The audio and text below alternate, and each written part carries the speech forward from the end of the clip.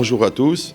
Alors toujours dans notre série d'enseignements à la base des enseignements de Rav Dessler, Rav Eliyahu Dessler, aujourd'hui nous allons réfléchir à une notion qui s'appelle Sifrei Chaim, Sifrei Metim, les livres des morts, les livres des vivants, qui est rapporté là-bas dans le deuxième livre de Mertev Eliyahu, au début de Yamim Noraim, qui parle de Rosh Hashanah et de Kippour. Donc on sait que cette notion-là, que Sifrei Chaim et Sifrei Metim Munachim Lefanecha, les livres des vivants et les livres des morts, sont ouverts devant toi. Mais c'est intéressant, c'est comment Rav Dessler définit cette notion de Chai et de Met.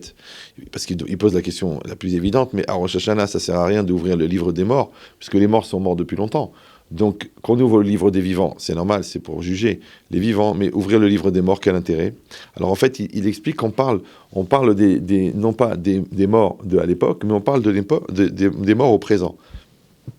Sous-entendu qu'il y a des gens que, aujourd'hui, d'accord, entre guillemets, de leur vivant, ils peuvent être considérés comme morts. Ouais, alors comment est-ce qu'on peut être vivant ou mort de son vivant? La logique, elle est que, il explique là-bas dans les mots, Yesh et Tochen Chayehem, qu'il y en a que l'essence de leur vie est totalement fondée sur la vanité, totalement fondée sur l'illusion, totalement fondée sur la matérialité ou le rapport à la matérialité. Et ça, c'est une dimension qui s'appelle la mort. Ça veut dire que quand quelqu'un n'est pas en maîtrise de ses choix, mais qu'il est entièrement soumis à ses pulsions, ou à ses envies, ou à ses peurs, ou à son Yetzer Hara tout simplement, donc à ce moment-là, il n'est plus dans une logique de vivant, parce que le vivant, il se définit par rapport au fait qu'il a un rapport vrai avec la réalité, et surtout qu'il est en maîtrise de sa volonté et de ses pulsions. Quand il perd ce statut, automatiquement, c'est comme si quelqu'un est, je sais pas moi, est entièrement scotché de la tête aux pieds, et on utilise son corps pour le jeter ici, le jeter là. Donc lui maintenant, en quoi il a un statut de vivant, puisqu'il est entièrement manipulé par des autres.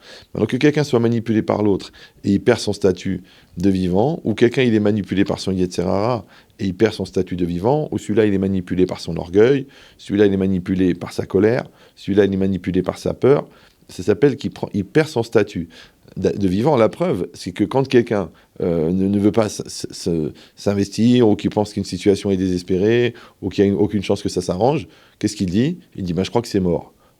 Tu m'as tué, de toute façon, j'y arriverai jamais, de toute façon, je suis pas là, je préférerais être ailleurs. Donc en fait, il se donne lui-même un statut entre guillemets de mort. Maintenant, c'est pas le mort qu'on connaît, quelqu'un qui est décédé, qui s'est éteint, que son cœur s'est arrêté, son cerveau ne fonctionne plus. Il n'est pas forcément la mort physique, mais la mort psychologique, et la mort intellectuelle, et puis la mort spirituelle. Et par contre, le vivant, c'est quelqu'un qui vit, comme ça il explique Rav Dessler, Chaim Amitim ou Metziut Amitit. Chaim Amitim ou Metziut Amitit, ça veut dire qu'il vit une vie vraie, une réalité vraie. Alors on sait que le Emet, en fait, la vérité, c'est un rapport de cohérence qu'on a avec la réalité. Pourquoi? Parce que quand je dis, je fais ce que je dis, ça s'appelle que je suis vrai. Quand je dis ce que je pense, ça s'appelle que je suis vrai. Quand je pense ce que je pense, ça veut dire que je suis cohérent, que je suis vrai avec moi-même. Donc dans tous les cas, la vérité, c'est toujours un rapport de cohérence. Donc c'est quoi Metziut Amitit? Metziut Amitit, une réalité vraie, ça veut dire que je peux avoir un regard sur la réalité qui est un regard scientifique, pragmatique, entre guillemets réaliste. Mais on sait très bien que la Torah, elle a une autre lecture de la réalité, qui inclut à l'intérieur la spiritualité. D'accord? Nous, on ne doit pas penser que c'est la maladie qui tue, on sait que c'est la faute qui tue. Donc c'est une lecture. On sait qu'il y a un principe de mida keneged mida, c'est-à-dire que quelqu'un qui fait du mal dans le monde, il va récupérer du mal.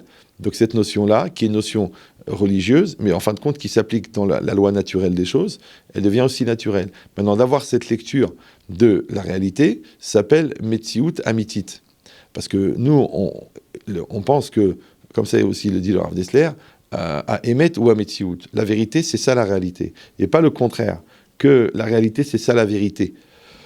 Donc si on est dans cette logique-là, donc quelqu'un il doit beaucoup étudier la Torah et connaître la lecture que les sages ont de la réalité pour être capable de dire qu'il a une réalité vraie, Metziut Amitit. Mais à part ça, il doit avoir Chaim Amitit, c'est-à-dire qu'il doit Chaim Amitim, il doit avoir une vie vraie. Une vie vraie, ça veut dire que ça ne suffit pas d'avoir une lecture de la vie qui soit vraie, mais lui, il doit avoir un rapport avec cette réalité qui est vraie. C'est-à-dire ne pas se mentir à lui-même, être entier dans ce qu'il fait, avoir l'honnêteté des choses, percevoir à chaque instant ce qu'Hachem attend de lui, ça s'appelle une vie vraie. Maintenant, si j'ai un rapport vrai avec une réalité fausse, ça marche pas. Si j'ai un rapport faux avec une réalité vraie, ça marche pas. Si j'ai un rapport faux avec une réalité fausse, ça marche pas. Il faut que j'ai un rapport vrai avec une réalité vraie, et ça s'appelle faire partie des vivants. Donc je nous souhaite à tous de faire partie des vivants, et on se revoit la semaine prochaine. À bientôt.